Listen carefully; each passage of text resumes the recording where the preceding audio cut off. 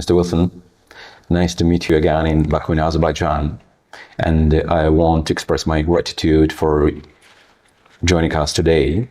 My name is Rashad Gadimov. I'm the project director of Caspian Construction Week, which contributes some internationally important exhibition in Baku, in Azerbaijan. And this October you visited our exhibition and took part in a panel discussion.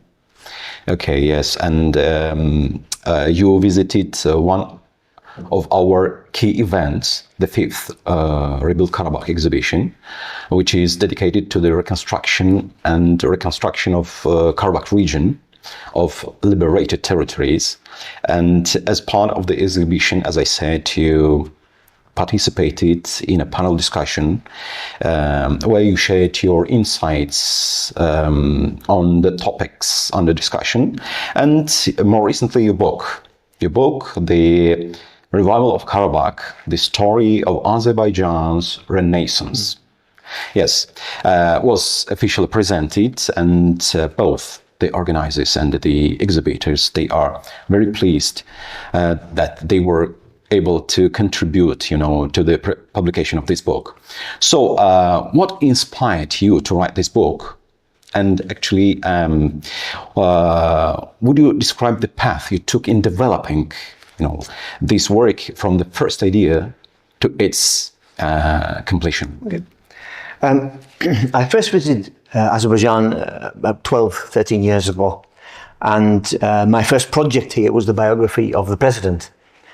And on a personal note, when I came to Azerbaijan, I liked the place, I liked the people, the passion of the people, the resilience of Azerbaijanis during the dark times, the difficult period of occupation. So I wrote the biography of the president. Then I wrote a book on Haydar Aliyev, the national leader, and a book on the Azerbaijan Democratic Republic. And I got to know the subject. But I always go back to the beginning, where I met the president, and the president said, you must go and visit Armenia and visit Karabakh so you can see the full story. Yeah. So in the privileged position that I visited Karabakh during the dark period of occupation. So I saw the human trafficking. I saw the drugs being shipped across borders. I saw the arms dealing. I saw the ecocide and the stealing of natural resources there, the chopping down of millions of trees. I saw what was going on there.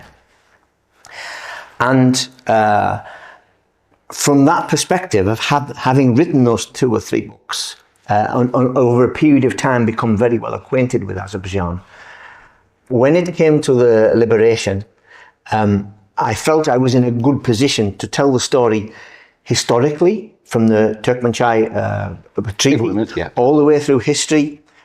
I was on the ground during occupation, and then I went during the liberation. And I always remember it wasn't long after the occupation, I was leaving Kankendi, and I was, when I visited before, we were looking for Khajali, and it was nowhere to be seen. We knew where it was on the map, but it was not there. Yeah.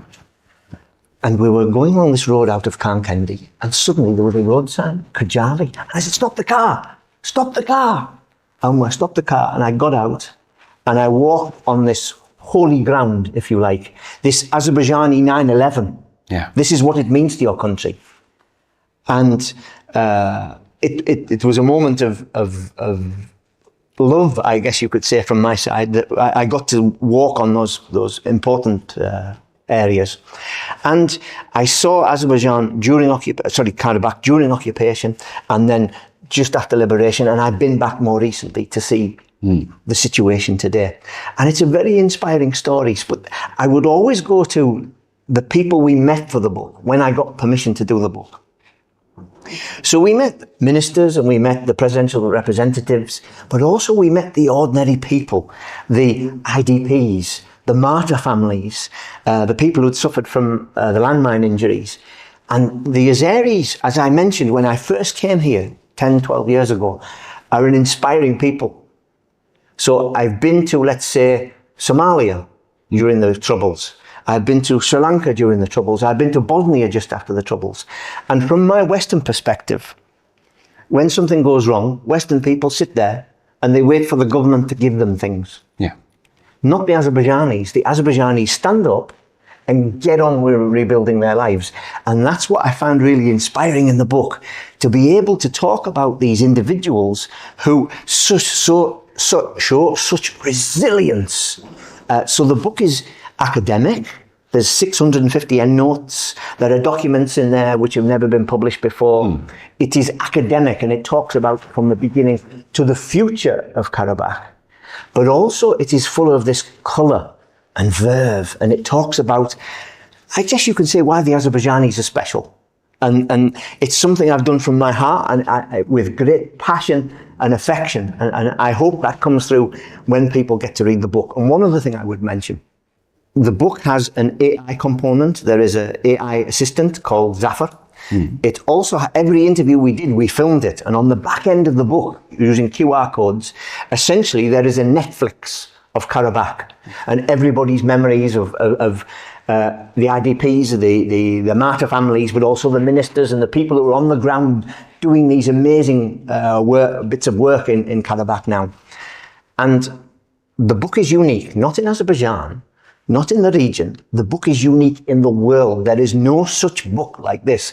It's a blend of printed publishing and electronic publishing, and it's unique. And I hope we can portray this story to an international audience and get the story out, not only of Karabakh and the story of Karabakh going forward, but also why you Azerbaijani people are special.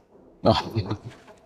Thanks a lot. Thanks a lot. And Mr. Wilson, now moving on to the exhibition I told before about Rebuild Karabakh exhibition. You attended the exhibition and you spoke at the panel discussion, as I said. How would you assess the role of this exhibition? And actually, we are interested, what opportunities does this exhibition create for the future of the region? The president said he wanted to create a paradise. And I've talked just then about the resilience of the Azerbaijani people. And also I just mentioned that I've been to Somalia, I've been to Sri Lanka after the civil war, I've been to Bosnia when the war started, it was coming to an end.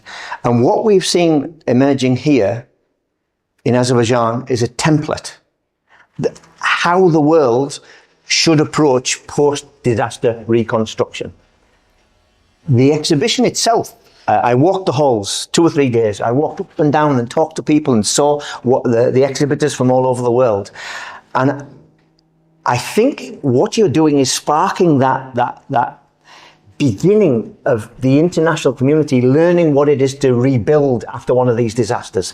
From the President and Paradise to the exhibition, it's a template. And as I'm speaking to people abroad, just since we've launched the book, I've had people ring me up from the States, can we have a copy of the book? I've had people ring up from Europe. One guy rang me from Peru just a couple of days ago. We want a copy of the book. I don't know why Peru. But there's this international interest in what is the best way forward to reconstruct anywhere after either a natural disaster or a man-made disaster. Yeah. And the exhibition is fundamental to that. You're drawing all these people in who are doing all this marvellous work and getting involved with the rebuilding. And essentially, as I've said, it's a template. And one of my recommendations to the people I'm speaking to is come to the exhibition, walk around, see what they're doing, see the template, see how this is working, because we have to learn from this. I mean, we just saw a natural disaster a few days ago in Asia, in Indonesia and Sri Lanka. When you're looking to do this, there is no better example of how to do it than you've got here. So the world needs to learn from what you're doing. And I think that is why the exhibition is fundamental and it's deeply important. You know that we've been waiting for it for a long time, and we do it with love. So we love our territory, we love Azerbaijan, and thank you very much for joining us, and we wish you success in your future. Thank you for speaking to me. Thanks a lot. Thanks a lot.